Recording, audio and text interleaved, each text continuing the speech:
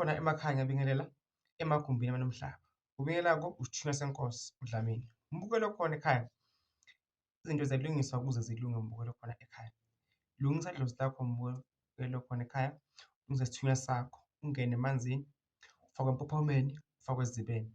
Kodwa ufuna ubheke umuntu okufakayo ukuthi uyavumelana yini umbukelo khona ekhaya nesimo sakho.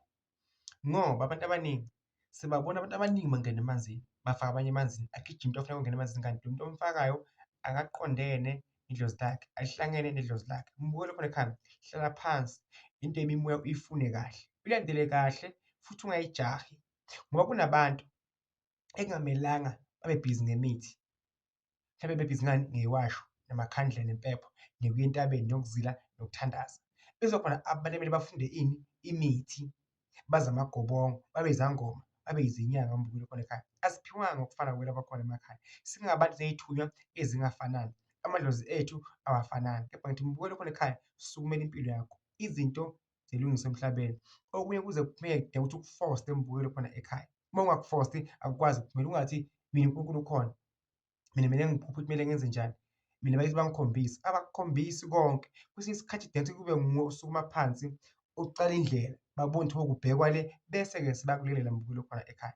Ngithi kuwe la khona wherever you are, umbukelo khona ekhaya, uNkulunkulu abe nawe, uNkulunkulu akukhanyisele. Isithunywa senkosi lona okhulumako, uDlamini Mthandazi.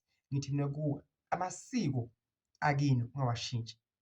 Not sewukholwa muphi uNkulunkulu, kepha isiko lakini ungalishintshi umbukelo okhona ekhaya. Indlela okukhuliswa ngayo ekhaya kini, chubeka uyibambe, chubeka futhi uyilandele njengoba injalo ukuze kusasa ungaxakeki endleleni ngesincumo ozithatha usuzwe ungumuntu ophila emhlabeni. Umbukelo khona ekhaya, uNkulunkulu abe nawe, akukhanyisele. Uma ungidinga ngise-Piet Retief eMpumalanga, fonela ngamanamba umbukelo khona ekhaya, Mthandazi Dlamini ngicela ukuzokubona.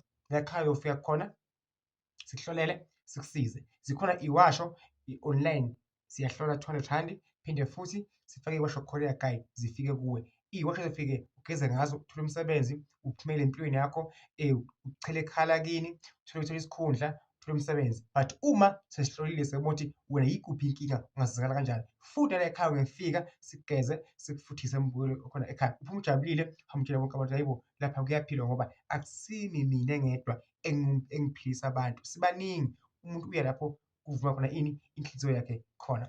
Nonke Swaziland, Botswana, America, Zimbabwe, Maputo, South Africa wonke, ngithi kini ngiyabonga ini? Support yenu, nokuthi nilandele ini? Amavidiyo ami, subscribe, nikhomente. Ngihlezi nginani, ngihlezi nginikhulekisa, ngihlezi futhi nginithanda. Dokotela lo enifanayo njalo ngemasonto kuphi?